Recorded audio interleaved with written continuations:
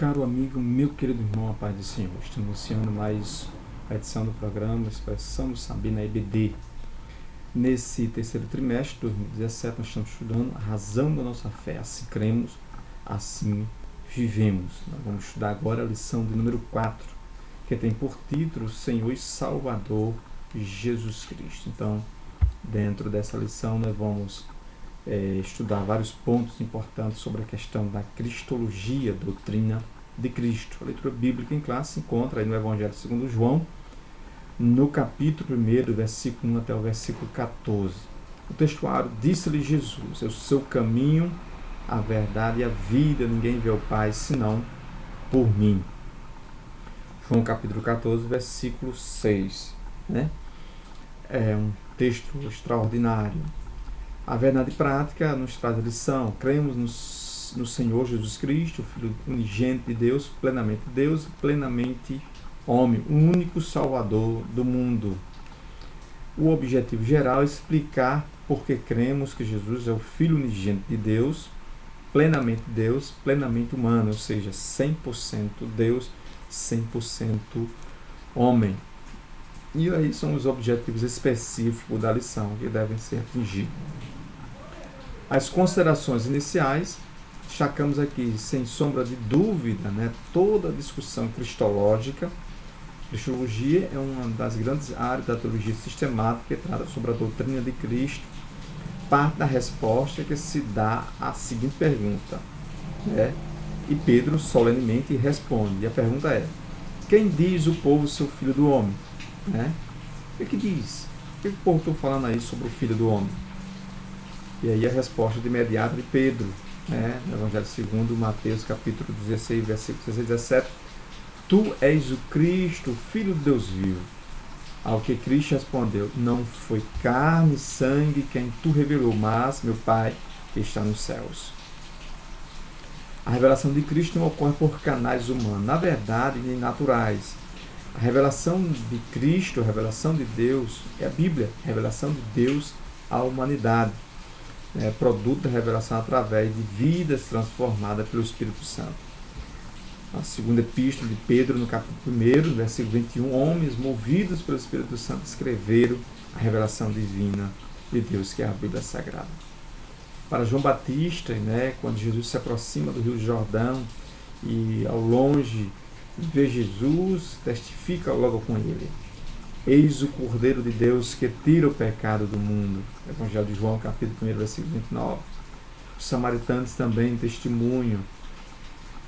Viram junto ao poço de Jacó. Ele é verdadeiramente o Salvador do mundo.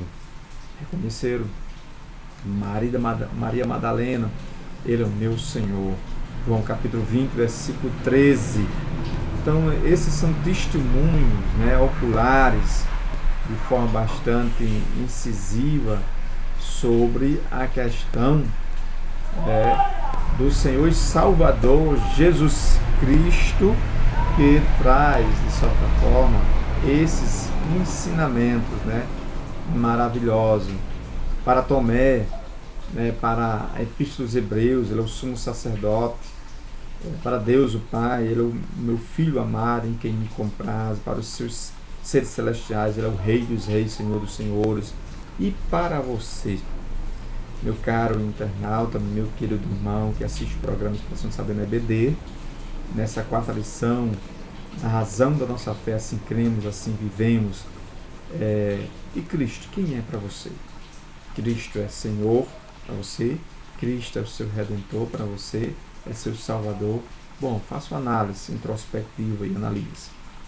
Ponto central da lição, está bem claro aí, cremos que Jesus é o Filho unigênito de Deus, plenamente Deus e plenamente humano, 100% Deus, 100% humano. O primeiro tópico da lição vai tratar sobre a primeira dimensão da vida e do ministério de Cristo Jesus, a dimensão do Filho unigênito de Deus. E aí vamos aqui tratar sobre o termo unigênito. Na verdade, o significado monogenes, do latim unigenitus, do grego monogenes, e do latim unigenitus, filho único. Então a expressão unigênito, filho único.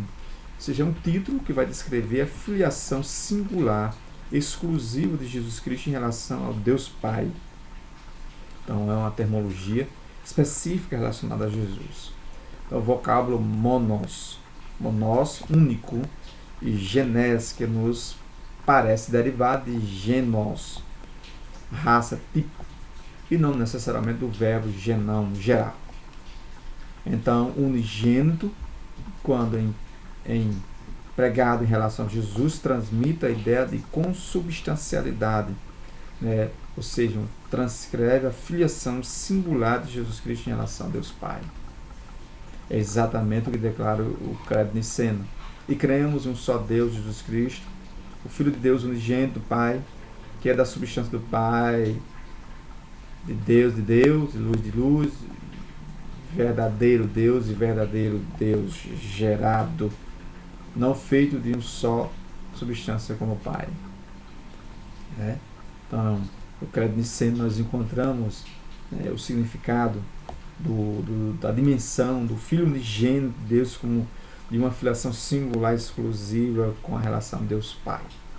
Então, em síntese, o primeiro tópico, o segundo tópico, o terceiro tópico dessa lição, em síntese, é para discutir sobre a questão da dimensão do Filho unigênito de Deus. O tópico 2 da nossa lição, a dimensão da deidade do Filho de Deus.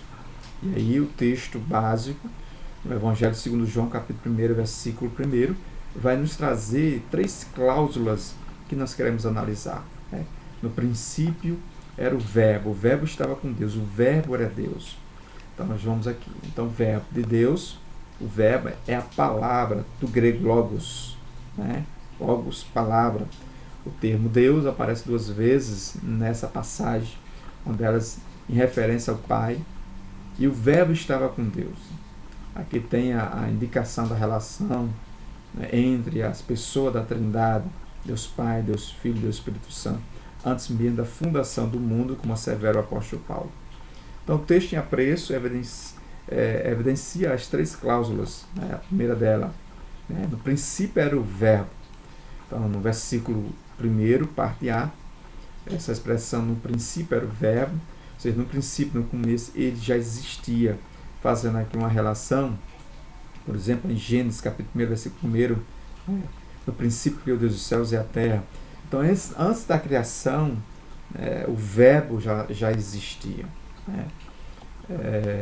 Ele não pode fazer parte da criação, ele é criador da criação, bará, ele faz parte da criação e não parte da criação. Ele foi gerador da criação e não faz parte dessa criação. Enfatizo, saliento. Então isso é importante, porque existe algumas organizações religiosas que Jesus, o Senhor e Salvador Jesus foi criado. Isso é um equívoco. Isso é um equívoco hermenêutico com muitas consequências.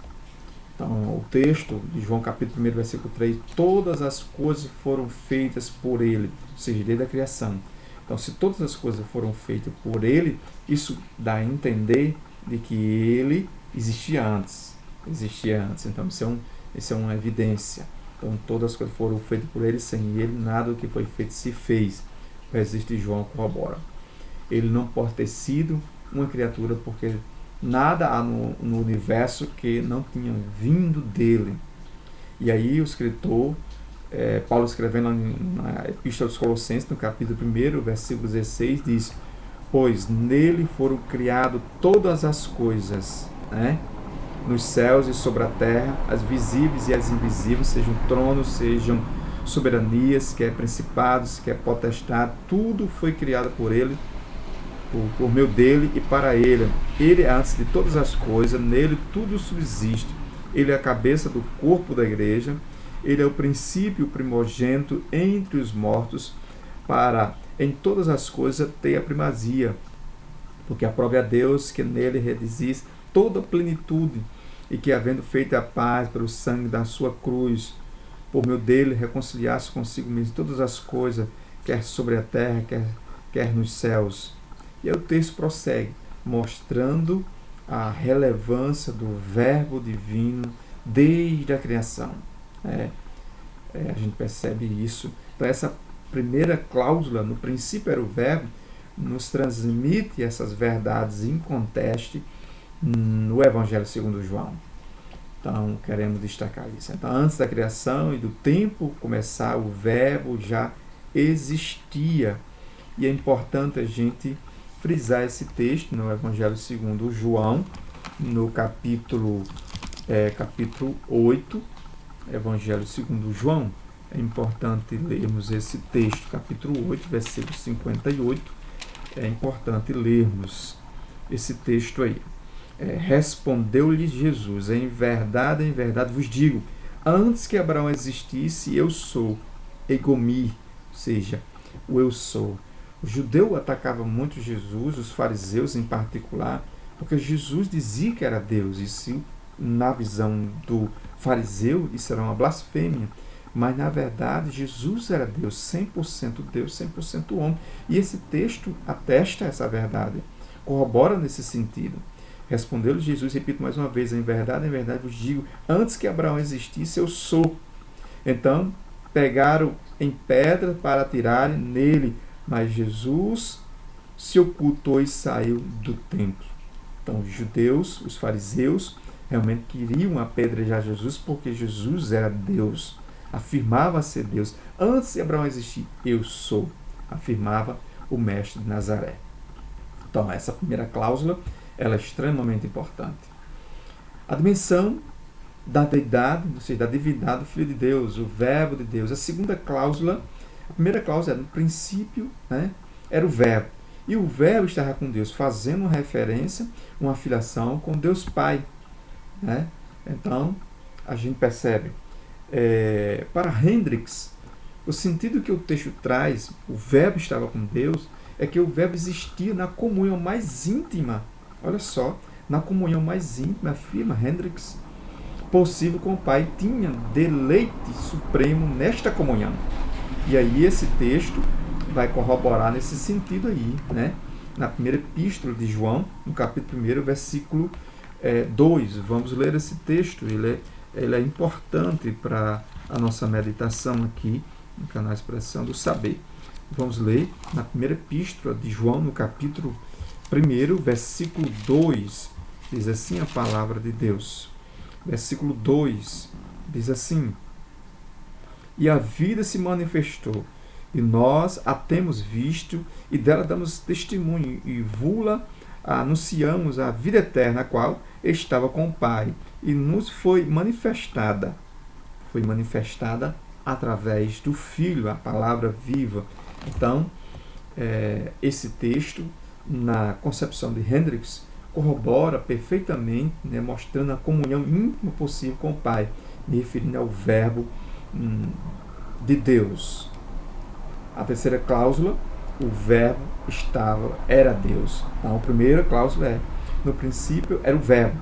Segunda cláusula, o Verbo estava com Deus. E a terceira cláusula, sobre esse texto, o Verbo era Deus. Hendricks corrobora mais uma vez, destacando que essa expressão, e o Verbo era Deus, coloca absolutamente toda a ênfase na completude da divindade de Cristo. No original, essa qualidade precede o sujeito.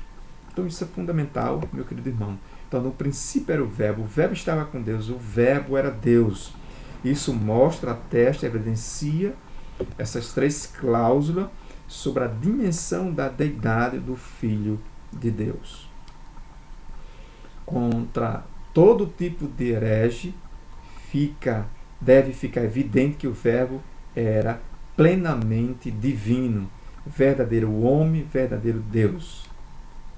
A deidade do Filho de Deus. Jesus, o verdadeiro Deus, não é somente desde a eternidade que Jesus é Deus, mas é em toda a eternidade. Então, a gente percebe, não é somente a eternidade, ou seja, desde o ato criação, desde os arcanos mistério divino, estava presente Jesus, o verdadeiro Deus.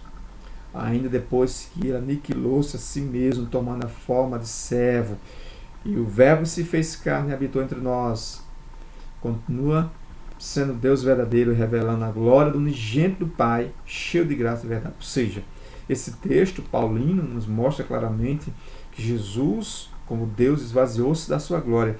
Não podia se esvaziar-se da sua divindade, da sua dimensão divina, jamais. Aniquilou-se a si mesmo, tomando a forma de servo, para dar o exemplo de servo, e não se despindo da sua divindade. A sua glória, podemos até corroborar nesse sentido. Então é uma verdade em contexto. As Escrituras que incontestavelmente provam a sua deidade, foram escritas para que todos creiam que Jesus é o Cristo. Como assim Pedro assevera, é o Cristo, o Filho do Deus vivo. Então isso é uma prova cabal. Então vamos aqui evidenciar também outras provas sobre a dimensão da deidade do Filho de Deus. Então nós destacamos também, podemos compreender perfeitamente a dimensão da deidade do Filho de Deus através dos títulos divinos atribuídos a ele, os seus nomes divinos atribuídos a Cristo Jesus. Então o texto em tela vai corroborar nesse sentido. A dimensão da divindade de Cristo é evidenciada pelos seus nomes.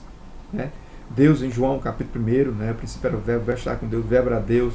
Também nos escritores hebreus, Senhor, Filho de Deus. Então são atribuições dos nomes divinos aplicados tão somente à deidade do Filho de Deus, corroborando e mostrando a relevância da dimensão da deidade do Filho de Deus. Pelos atributos divinos conferidos a Cristo, também são sinais, claramente, a palavra de Deus declara que Ele é eterno, em Apocalipse, Ele é onipresente, onisciente, e onipresente, onipotente, pode todas as coisas. Então são atributos pertencentes ao Pai que também pertencem ao Filho, dentro da sua dimensão. Pelos atributos divinos conferidos a Cristo, a eternidade do Verbo, o princípio era o Verbo, o Verbo estava com Deus, o Verbo era Deus desde a eternidade. Então o primeiro concílio geral da igreja, iniciado em 325, proclamou que Jesus é coigual, coeterno, co-substancial com o Pai em essência divina, em três personalidades. Permanece a verdade absoluta e inconteste sobre essa questão. Então, o Verbo de Deus tem um atributo de eternidade. Então, Jesus está no controle da eternidade, antes da eternidade e sobre a eternidade. Em verdade vos digo, antes que Abraão existisse, eu sou. João capítulo 8, versículo 58. Então, a expressão, a igomia, eu sou, mostra claramente essa dimensão. Testemunho quanto à deidade de Cristo Jesus, desde cedo os judeus eram instruídos a ouvir o Shema, Ouve Israel, o Senhor nosso Deus é o único Senhor. Deuteronômio. Estudamos nas lições anteriores sobre essa questão. Depois do cativeiro da Babilônia, nunca mais a nação de Israel se entregou à idolatria. Foi uma experiência bastante dura. Então, no seu ministério terreno, a idolatria, o politeísmo não se evidenciaram entre elas. Então, a gente vê a dimensão desses testemunhos provando, atestando a deidade da dimensão do Filho de Deus. Então, esses são fatos extremamente importantes. No início, pelo povo, pelos discípulos, reconhecida pelos demônios, pelos ímpios, por Deus, o Pai. Então, são provas cabais. Nós encontramos também a dimensão da deidade do Filho de Deus através de seus ofícios divinos atribuídos a Ele mesmo. Vejamos alguns. Criador, Colossenses capítulo 1, versículo 16, criou todas as coisas, sustentador de todas as coisas, Colossenses, Hebreus, perdoador, Evangelho segundo Mateus, capítulo 9, 2, ressuscitador, Evangelho segundo João 4, 6 e 40, juiz, eterno juiz. O salmista também coloca, o profeta Isaías no capítulo 9, versículo 6, maravilhoso, conselheiro, Deus forte, Pai da eternidade, príncipe da paz, o juiz, príncipe da paz.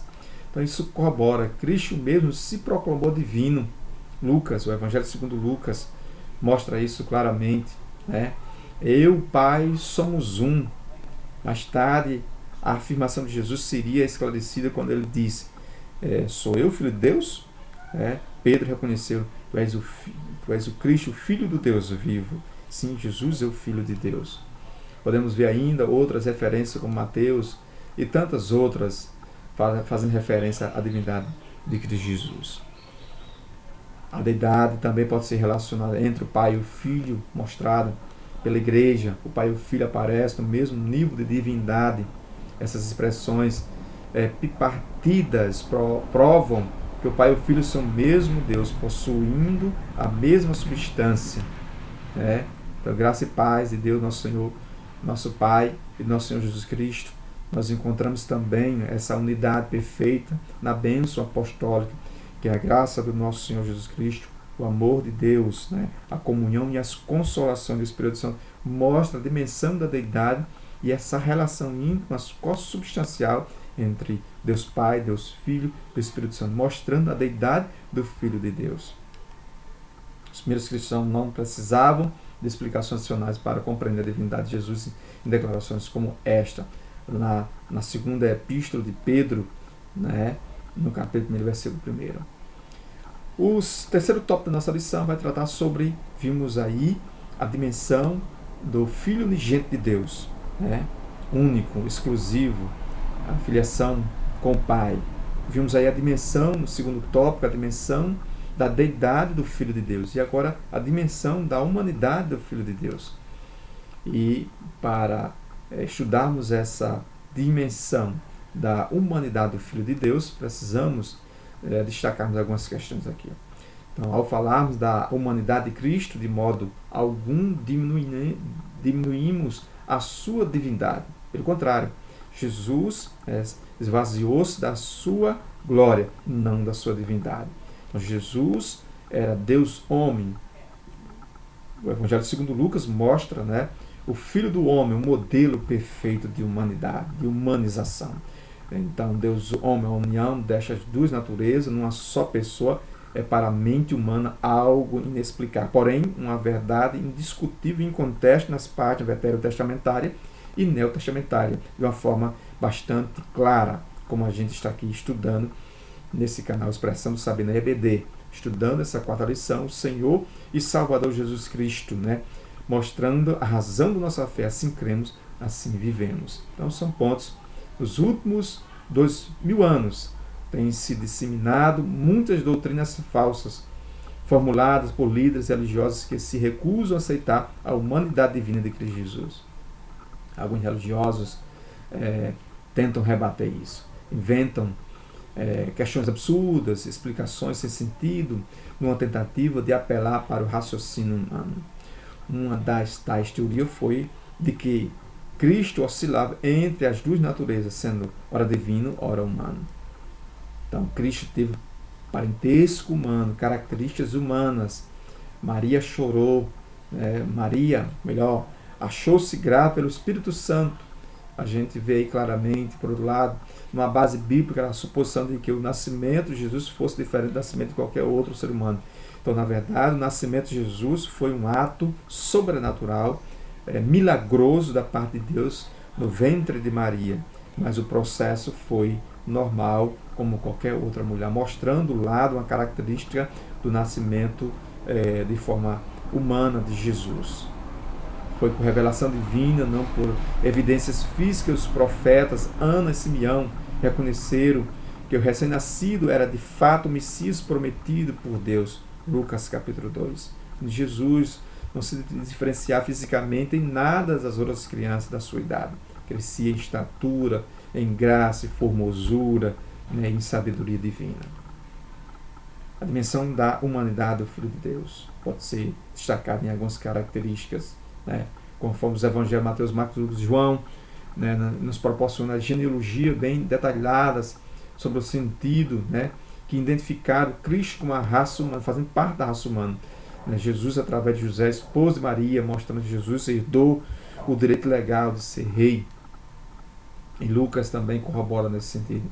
Maria e José guardavam para si o segredo maravilhoso do nascimento miraculoso de Jesus. Então são características. Cristo submeteu as leis do desenvolvimento humano.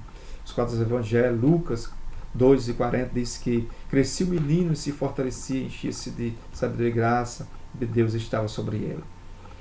Também no capítulo 52, e crescia Jesus em sabedoria e estatura e graça diante de Deus e dos homens. Então, esses dois versículos mostram de forma patente que Jesus era sujeito, né? Jesus respeitava as leis humanas. Se Jesus é divino e onisciente, como pode ele crescer em sabedoria? A resposta encontra-se em Filipenses: antes a si mesmo se esvaziou, tornando-se em semelhança de homens. Então, são provas. Cristo apresentou aspectos humanos, a aparência de homem, né? Chamado Filho do Homem no Evangelho segundo Lucas, né? Paulo declara haver um só mediador entre Deus e os homens, Cristo Jesus homem, né? Sentia-se cansado, Jesus se sentiu cansado, né? Jesus precisou se alimentar, sentiu tristeza profunda, a dor humana, pelo menos 2 ocasiões ele chorou publicamente. Necessidade da encarnação. Cristo se fez o homem humano. Então tem várias passagens bíblicas que vai corroborar para tornar-se o sacrifício perfeito para a remissão do pecado humano. O Cordeiro de Deus que tira o pecado do mundo, o profeta João Batista, para ser o perfeito mediador entre Deus e os homens. Não há entre nós árbitro que põe a mão sobre nós, somente Jesus. Então, a dimensão da humanidade do Filho de Deus mostra a característica extremamente humana e divina para vencer a morte. Jesus venceu a morte. Portanto, eu quero citar uma frase, um comentário de C.S. Lewis, um dos grandes apologistas da fé cristã de todos os tempos, diz: faça a sua escolha. Se Jesus não é Deus, não passa de um louco ou coisa pior. Você pode querer calá-lo por ser um louco, cuspir nele e matá-lo, como se fosse algo estranho, grifo nosso, ou por prostrar-se aos seus pés e chamá-lo Senhor e Deus. Mas que ninguém venha dizer que ele não passava de um grande mestre humano. Ele não nos deixou, nem quis nos deixar essa opção. Portanto, também corroboro citando o texto de Filipenses, capítulo 2, versículos 6 e 11, na íntegra. Que sendo em forma de Deus, não tem por usurpação ser igual a Deus, mas esvaziou-se a si mesmo, tomando a forma de servo, fazendo semelhante aos homens, e achando a forma de homem, humilhou-se a si mesmo, sendo obediente até a morte de cruz. Por isso também Deus exaltou soberanamente lhe deu um nome, que é sobre todo nome, para que ao nome de Jesus se dobre todo o joelho dos que estão nos céus e na terra e debaixo da terra, e toda língua confesse que Jesus Cristo é o Senhor, para a glória de Deus Pai. Meu querido irmão, que Deus abençoe a sua aula no próximo domingo, em nome de Jesus, aqui no canal Expressão de Saber, estudando essa lição na EBD, Expressão de Saber na EBD, estudando essa lição, a razão da esperança, a razão da nossa fé, assim cremos, assim vivemos. E até a próxima lição, em nome de Jesus. Que Deus possa abençoar.